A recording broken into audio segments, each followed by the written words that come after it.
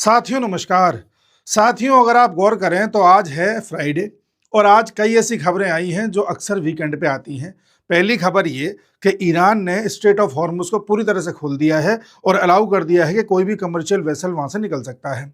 खबर number 2, Israel और Lebanon के बीच में सीज फायर हो गया है। इसका अनाउंसमेंट ट्रंप ने किया है। खबर नंबर 3, ट्रंप ने कल रात को ही यह बता दिया था कि ईरान इस बात पर सहमत हो गया है कि अपना एनरिच्ड यूरेनियम हमको सौंप देगा। ये तीनों खबरें सुनकर के ऐसा लगता है कि अब युद्ध पूरी तरह से शांत हो जाएगा और सब कुछ बढ़िया होने वाला है। फलस्वरूप तेल के दाम गिर जाएंगे, क्योंकि जब सब कुछ स्मूथ होने वाला है तो तेल के दाम बढ़ेंगे क्यों। और जैसे ही वीकेंड खत्म होगा, आप जैसे ही देखेंगे मंडे आएगा, तुरंत चीजें पलट जाएंगी और फिर से युद्ध अपनी चरम सीमा पर पहुंच जाएगा। ये जो पैटर्न है वीकेंड वाला, ये लंबे समय से चल रहा है और मैं आपको लगातार बता रहा हूं कि इस युद्ध के माध्यम से हर कोई पैसा कमा रहा है। चाहे डिफेंस इंडस्ट्री हो, चाहे डोनाल्ड ट्रंप हो, ईरान भी कोशिश कर रहा है, इजराइल तो खैर अपने अलग अलग हितों में लगा ही हुआ है, और चाइना भी इसमें कोशिश कर रहा है कि पैसे में कोई कमी ना आए। जैसे स्ट्रेट ऑफ हॉर्मुज खुले, ज्यादा से ज्यादा सस्ता तेल मंगा लो। तो ये पूरी कहानी चल रही है। वैसे मैं विस्तार से आपको बताता हूं। विस्तार से अगर मैं बताऊं तो ईरान ने कहा है कि हम हॉर्मुज सभी के लिए खोल रहे हैं। कारण क्या है कि इजराइल और लेबनान के बीच में सीज फायर हो गया है, इसलिए हम इस चीज को अब खोल रहे हैं कमर्शियल वेसल के लिए। यह चीज ईरान के फॉरेन मिनिस्टर ने, अब्बास साहब ने बोली है और इस बात को लेकर के अभी तक एक्नॉलेजमेंट भी आ चुका है। यानी कि सब कुछ कितना बढ़िया हो गया। उधर देखिए, इजराइल और लेबनान के बीच में सीज फायर हुआ है। अब ये जो सीज फायर हुआ है, इसमें बड़ा ही पेच है जो इसको बड़ा ही टेम्परेरी बनाता है। देखो, पीस टॉक नहीं हुआ है, शांति वार्ता नहीं हुई है, लड़ाई हमेशा के लिए खत्म नहीं हुई है। सिर्फ कुछ दिन का युद्ध विराम हुआ है, 10 दिन का युद्ध विराम हुआ है। और 34 साल बाद ऐसा हुआ है कि लेबनान और इजराइल बैठ करके बातचीत किए हैं और ये ऐलान किया है ट्रंप ने।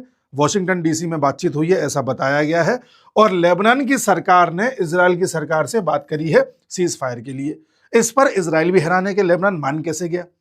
बट इसमें पेच क्या है, बात हुई है लेबनान की सरकार से और इजराइल को दिक्कत किससे है? हिजबुल्लाह से। हिजबुल्लाह कहां है? लेबनान में ही एक ऐसा ग्रुप है जिसे कौन सपोर्ट करता है? ईरान सपोर्ट करता है। तो हिजबुल्लाह से तो बात ही नहीं हुई है, वो तो मेज पे था ही नहीं। और इजराइल की असली लड़ाई हिजबुल्लाह से है। तो ये जो सीज फायर हुआ है, सीज फायर कंडीशनल है। कंडीशन नंबर 1 कि इजराइल की जो फोर्सेस लेबनान में पहुंच चुकी हैं वो लेबनान में ही रहेंगी अभी। कंडीशन नंबर 2, लेबनान की जो आर्मी है, जो वहाँ की स्टेट आर्मी है, वो ये सुनिश्चित करेगी कि हिजबुल्लाह के पास कोई हथियार ना रहे। क्या ये हो सकता है?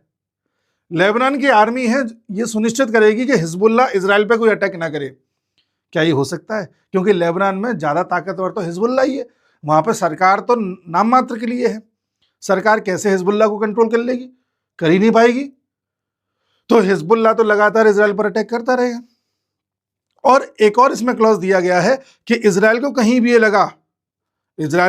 ये लगा कि हिजबुल्लाह कोई साजिश कर रहा है, अटैक कर सकता है, या हिजबुल्लाह पे अभी भी हथियार हैं, तो इजराइल वापस अटैक करना स्टार्ट कर देगा। इस पर लेबनान सरकार जाके बात करिए। ये लेबनान सरकार के हाथ में कुछ है ही नहीं। इस तरह से पूरा एक ड्रामा चल रहा है, बेवकूफ बनाने का ड्रामा, कि साहब सीज फायर हो गया 10 दिन का।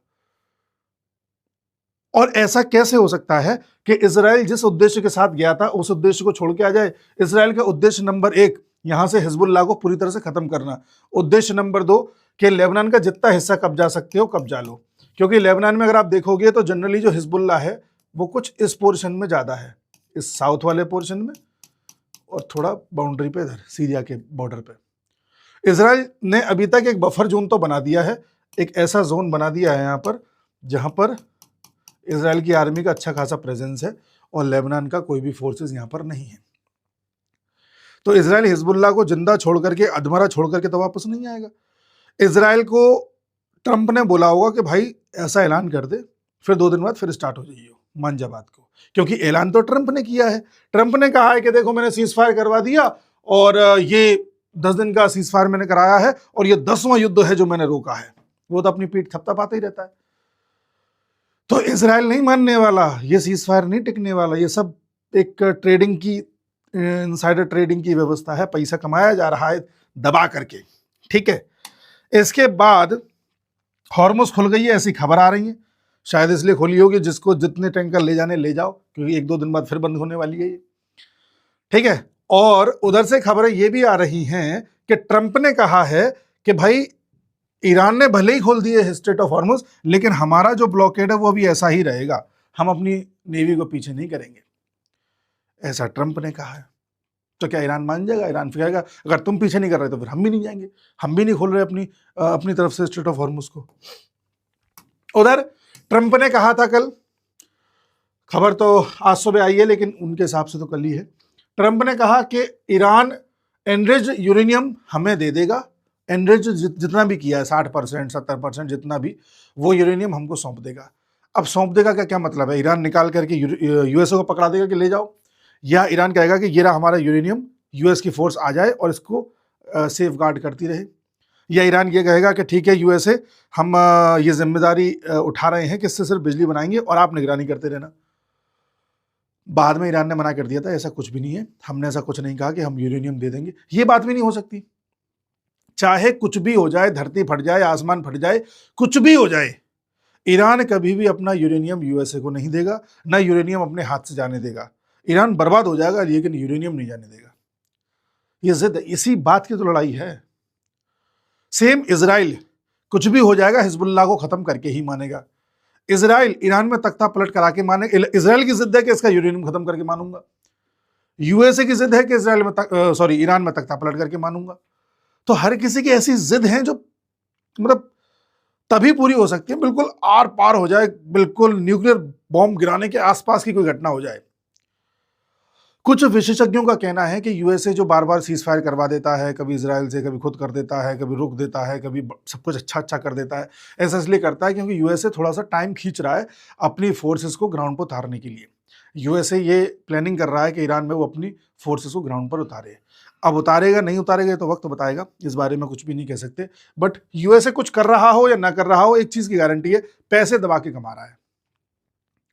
ये ट्रेडिंग चल रही है, मैं आपको कई बार बता चुका हूं कि हफ्ते जैसे ही फ्राइडे आएगा, फ्राइडे सैटरडे, और कई बार ऐसा होता है फ्राइडे सैटरडे को हल्की खबर आती है, संडे को भारी खबर आ जाती है। तो ये 3 दिन है जो खेल करते हैं। इसमें तेल के दाम बिल्कुल नीचे चले जाएंगे और फिर जैसे मंडे आएगा तेल के दाम फिर उछल जाएंगे। तो जब बिल्कुल नीचे चले जाएं तब आप तेल के शेयर्स खरीद लो, और जैसे ऊपर चले जाएं तुरंत बेच दो, कम गया पैसा। ऐसे न जाने कितनी कमोडिटीज हैं जिनके ऊपर नीचे दाम हो रहे हैं, ट्रम्प चर्चा कर रहे हैं। अब आपको मैं ऐसी खबर पर ध्यान आकर्षित कराऊंगा जिसके बारे में मैं लंबे समय से चर्चा कर रहा हूं और शायद आप मेरी बात को सीरियसली नहीं ले रहे हैं। बात है, याद करना मैंने आपसे एक बात कही थी कि इजराइल ने जो ये जोखिम उठाया है कि साहब पहले मैं ईरान पे हमला करूंगा, मैंने कहा था ईरान में तख्ता पलट होगा, वो तो होके रहेगा, चाहे 6 महीने में हो चाहे 1 साल में हो। और बात ईरान से शुरू हुई है, इजराइल और यूएसए की, और होते होते होते होते खत्म होगी जाकर के टर्की पे। याद करिए, ये बात मैं कब से कह रहा हूं, मेरा 1.5-2 महीने पुराना वीडियो उठा करके देख लो, उसमें भी मैंने ये बात बोली हुई है। लगातार बोल रहा हूं और जो लोग लगातार वीडियो देखते हैं उन्हें पता है ये बात, ये बोली है मैंने। अब एक खबर बड़ी सरफेस हो रही है, और खबर है जो कैंट से संबंधित, बड़ा वायरल है पिछले 1-2 दिन से। जो कैंट है कौन साहब? जो कैंट अभी यूएस में, पहले तो ये यूएस में आर्मी में वारंट ऑफिसर था, फिर सीआईए में पैरामिलिट्री ऑफिसर था, और अभी ट्रंप की सरकार में नेशनल काउंटर टेररिज्म सेंटर में डायरेक्टर था ये 2025 से 26 तक। मार्च में इसने इस्तीफा दिया ईरान वॉर की स्टार्टिंग को देख करके। इसको लगा कि ये सब गलत हो रहा है, और इसने कुछ प्रेडिक्शंस भी दिए, और नेशनल काउंटर टेररिज्म सेंटर से इस्तीफा दे दिया, पद से इस्तीफा दे दिया। अब इसने कुछ जो प्रेडिक्शंस दिए थे उसमें साहब बड़े व्यूज़ आए, दुनिया में बड़ा वायरल हुआ ये, तमाम न्यूज़ चैनल्स पर इसकी चर्चा होने लगी। तो इसको लेकर के ट्रंप ने एक ट्वीट किया है, और उस ट्वीट में, ये आज की खबर है, इसमें केंट को टकर कार्लसन को कंपेयर किया और कहा है कि दोनों में से कौन ज़्यादा मूर्ख है। टकर कार्लसन एक तरीके से जर्नलिस्ट हैं, और ये जो केंट भी आजकल जर्नलिस्ट की तरह ही पोस्ट करते रहता है। तो दोनों के बारे में पूछा कि दोनों में से कौन ज़्यादा मूर्ख है। फिर जो केंट के बारे में अभी तक ट्रंप ने कुछ बोला नहीं था, लेकिन अब एक लंबा चौड़ा पोस्ट किया है और कहा है कि ये आदमी ऐसे ही था, वैसे ही था। कुछ इसके पर्सनल बातें भी करी हैं, उसका कोई मतलब नहीं है। इसकी वाइफ को लेकर के, वाइफ मर गई थी, फिर इसने तुरंत दूसरी शादी कर ली, इसे नहीं करनी चाहिए थी, ऐसे करके कुछ-कुछ बोला है।